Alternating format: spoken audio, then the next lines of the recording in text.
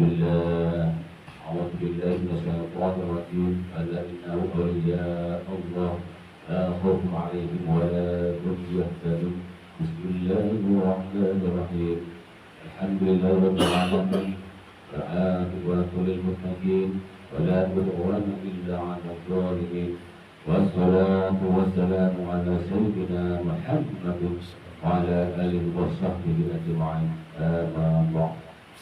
Dengan asma Allah yang maha pengasih lagi maha penyayang, puja puji dari Allah Rabbuna semesta alam, salawat dan salam semoga dilimpahkan kepada junjungan kita Nabi Muhammad Sallallahu Alaihi Wasallam beserta keluarga, sahabat serta aulia Allah dan para pengikut beliau dari dahulu sampai sekarang dan pada masa yang akan datang. Maka ini sekelumit anak kesultan Aulia Syekh Abdul Qadir Al-Jilani Surah yang dikutip dalam kitab Qudul Qudullah Al-Bil Manaqibul Daili dan dari kitab Tabrikul Qadir di Manaqibus Sayyid Abdul Qadir. Semoga dengan dibacakannya manaqib ini yang riwayat serta perjuangan Syekh Abdul Qadir Al-Jilani Surah senantiasa Allah Subhanahu wa Ta'ala melimpahkan karunia kepada kita sekalian, terutama kepada pemangku manaqib ikhwan Jamaah Majelis Dawiyatul Al-Mafrah. Semoga dimudahkan rezeki yang halal dan senantiasa kita dijauhkan dari mara petaka, mara bahaya, dan selalu dilimpahi keselamatan, kesejahteraan dalam keridhaan Allah yang Maha Esa. Semoga Allah menerima segala niat dan maksud kita. Semoga dimudahkan urusan kita, baik yang berhubungan dengan dunia maupun akhirat. Amin ya rabbal alamin. Ada pemanatut saat Bukhari Al-Jilani Rasulullah surat antaranya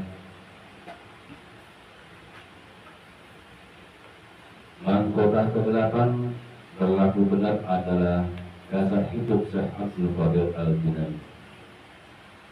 Suatu hari Syekh Abdul Qadir bertanya oleh muridnya, apakah ketuhanan dan sepanjang hidup Tuhan dalam beramal? Allah sotik wa ma'atu betul. Bagiku wajib benar pantang untuk berdusta. Waktu Syekh menginjak usia muda beliau berusia 18 tahun, diriwayatkan pada suatu hari, yaitu hari Arafah, bagi kaum muslimin yang menunaikan ibadah haji atau sehari sebelum Idul Adha. Beliau pergi ke padang rumput mengembalakan seekor unta. Di tengah perjalanan, unta tersebut menoleh ke belakang dan berkata kepada beliau bahwa bukan inilah tujuan hidup Syekh dilahirkan ke dunia ini. Peristiwa yang mengejutkan Syekh dan beliau kembali pulang. Sekembalinya ke rumah, beliau naik ke atap rumah dan dengan mata batin beliau melihat suatu majelis yang amat besar di Arafah. Setelah itu Syekh memohon kepada ibunya agar ibunya suka membaktikan diri kepada Allah serta mengirimkannya untuk pergi ke Baghdad guna meneruskan pelajarannya. Seperti telah diketahui oleh umum, pada waktu itu Baghdad adalah sebuah pusat kota ilmu yang terkenal oleh seluruh kaum muslimin dan dikatakan oleh para pemuda dan para siswa dari seluruh penjuru dunia Islam. Syekh Abdul Qadir berkeinginan keras untuk menambah ilmu dan meningkatkan kerohaniannya dalam bergaul dengan para wali lainnya serta orang-orang suci Baghdad. Kecintaan kepada ibunya, rumah dan tempat kelahirannya dalam dan perjalanan yang sukar dan berbahaya serta jauh. Lagi pula akan berdiam di suatu tempat yang tidak ada teman dan sangat famili. Itu semua bagi Syekh juga menjadikan halangan untuk mengurungkan niatnya untuk mencari tambahan ilmunya. Ketika ibunya mendengar permohonan putranya itu, maka keluarlah air matanya. Mengingat dia sudah tua dan suaminya, yaitu ayah Syekh Abdul Qadir, yakni Abu Shalih Musa Al-Janabi, telah lama meninggal dunia. Maka timbullah pertanyaan dalam hatinya, apakah dia akan dapat bertemu kembali dengan putranya yang ia cintai dan ia hidup dan kasih mesra itu? karena ibunya adalah seorang wanita yang bersih hati, lalu taat kepada Allah, maka ibunya tidak menghalangi kehendak putranya untuk berbakti kepada Allah dengan kebaktian yang sebesar-besarnya. Setelah ibunya menyetujui permohonan tadi dan mengizinkan putranya untuk berangkat ke Baghdad, maka segala sesuatu dipersiapkan. Uang bekal 40 keping dinar oleh ibunya dimasukkan ke dalam baju putranya persis di bawah ketiaknya, lalu dijahit agar tidak mudah hilang atau dicuri. Uang itu adalah warisan almarhum ayahnya, dimaksudkan untuk menghadapi masa-masa sulit. Kemudian si Abdul Qadir menggabungkan diri pada suatu kafilah yang akan berangkat ke Baghdad. Sebelum berpisah, ibunya meminta suatu janji dari putranya agar jangan berdusta dalam keadaan bagaimanapun juga. Walaupun ibunya tahu betul bahwa putranya itu sejak itu tidak pernah berdusta. Janji itu dipersembahkan kepada ibunya, dan Syekh Abdul Qadir berjanji untuk senantiasa mencamkan pesan ibunya tersebut. Kedua ibu anak itu berpisah dengan hati yang amat sangat berat. Setelah beberapa hari, kafilah berangkat dan Syekh Abdul Qadir berpura di dalamnya. Kala kafilah itu hampir masih kota Baghdad di suatu tempat Hamdan namanya. Tiba-tiba sebuah perampok atau penyamun yang berjumlah 60 orang. 60 orang penyamun berebut dan merampok kafilah itu habis-habisan. Semua perampok tadi tidak ada yang memperdulikan, menganiaya atau bersikap keras kepada Syekh Abdul Qadir karena dia tampak sederhana dan miskin. Sementara berprasangka bahwa pemuda itu tidak mempunyai apa-apa. Kemudian ada seorang penyamun datang bertanya kepadanya, apa yang dia punyai?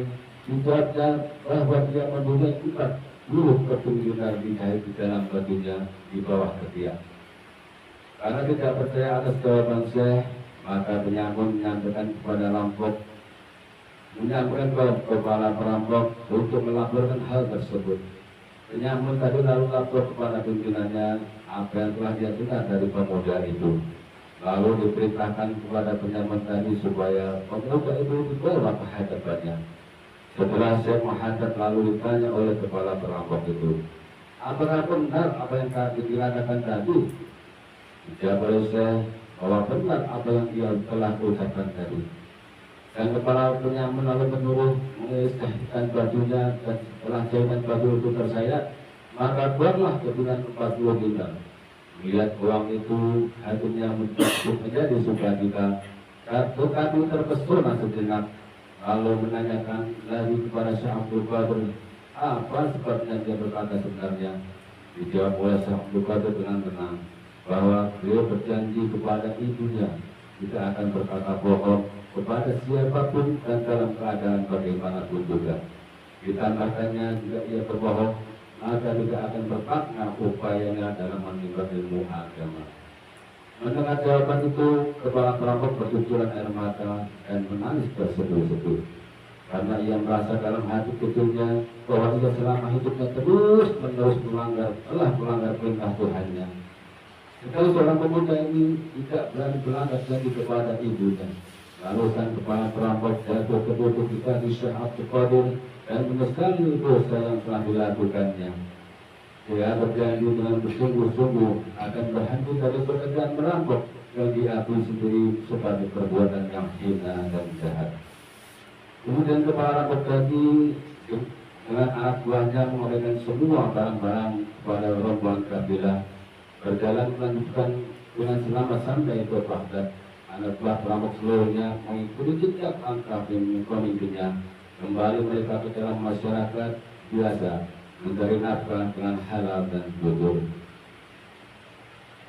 Kepala perampok itu menjadi murid pertamanya dan mengikuti perjalanan Syekh Abdul Qadir ke Baghdad saat itu usia 18 tahun. Allahumma kunna bahalikwan alaih wa mutana bi asraril ladhi awqaha ladai. Ya Allah, bukankanlah berharap keridhaanmu kepada Syekh Abdul Qadir Al-Jilani Buddha Syarifullah. Ya Allah, bukankanlah berharap keridhaanmu kepada Syekh Ahmad Syahidullah Fatihul Arifin dan anugerahkanlah pada kami berkah rahasia kewangian yang Kau titipkan kepadanya. Bismillahirrahmanirrahim.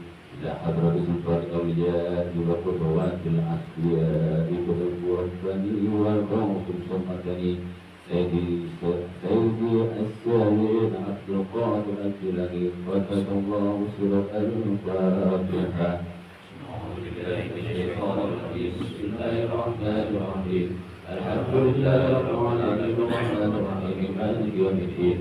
إياك نعبد وإياك نستعين اهدنا الصراط المستقيم صراط الذين أنعمت عليهم غير المغضوب عليهم ولا الضالين.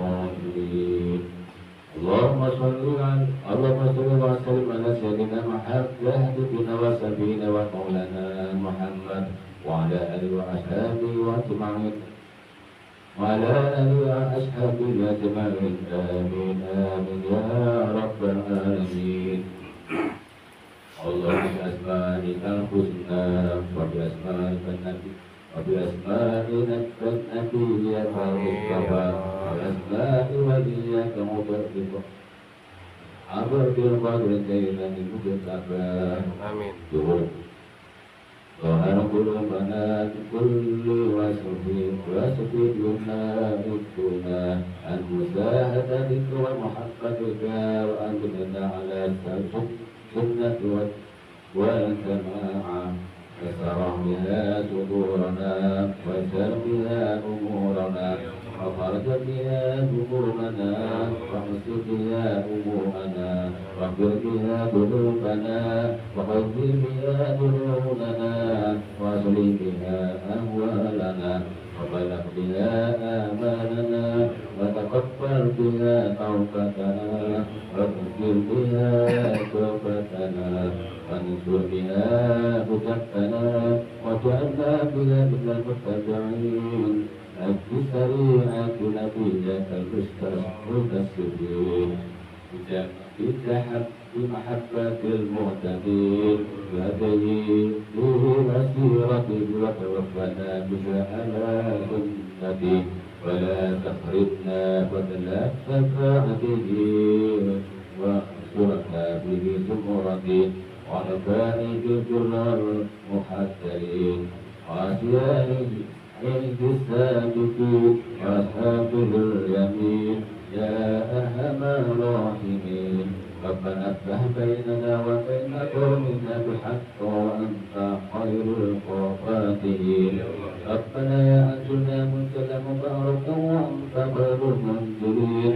ربنا آتنا في الدنيا حسنة وفي الآخرة حسنة وقنا عذاب النار. والحمد لله رب العالمين. واعتصموا بحبل الله واعتصموا بحبل الله واعتصموا بحبل الله. الفاتحة. بسم الله الرحمن الرحيم. الحمد لله العالمين الرحمن الرحيم مالك يوم الدين. إياك نعبد وإياك نستعين اهدنا الصراط المستقيم صراط الذين أنعمت عليهم غير المغضوب عليهم ولا الضالين. السلام عليكم ورحمة الله وبركاته.